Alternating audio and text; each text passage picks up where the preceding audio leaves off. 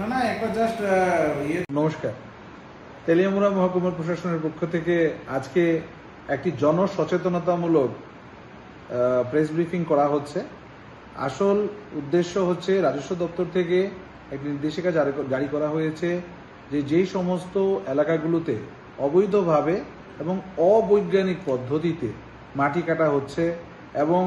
ঝুঁকিপূর্ণ এলাকাগুলিতে অবৈজ্ঞানিক পদ্ধতিতে মাটি কাটার ফলে জীবনহানির আশঙ্কা রয়েছে সেই সমস্ত এলাকাগুলিতে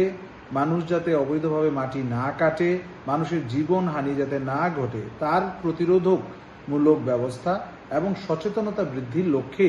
আজকে মিডিয়া চ্যানেলগুলোকে আমন্ত্রণ জানানো হয়েছে এবং সবার কাছে অনুরোধ করা হচ্ছে বিনম্রভাবে যে আপনাদের চ্যানেলের মাধ্যমে জনসাধারণ যাতে এই ঝুঁকিপূর্ণ এলাকাগুলি থেকে নিজেদেরকে দূরত্ব বজায় রেখে যাতে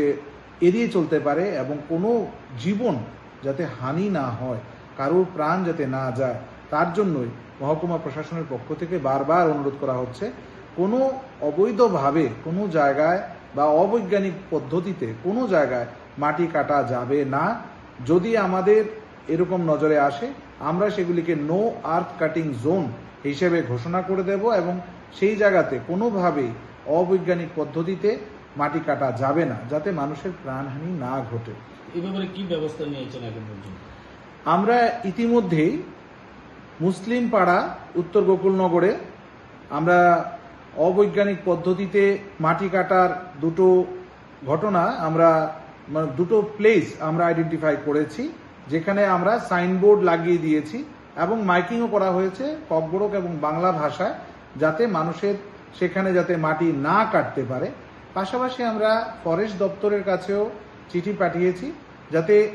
ওই ঝুঁকিপূর্ণ এলাকাগুলি আমাদের তেলিয়ামুড়া সাব ডিভিশনের মধ্যে যদি আরও থেকে থাকে সেগুলিকে বের করার জন্য আমরা সেই এলাকাগুলিকে নো আর্থ কাটিং জোন বা মাটি কাটা নিষিদ্ধ এলাকা হিসেবে ঘোষণা করে দেব, যাতে ওইখানে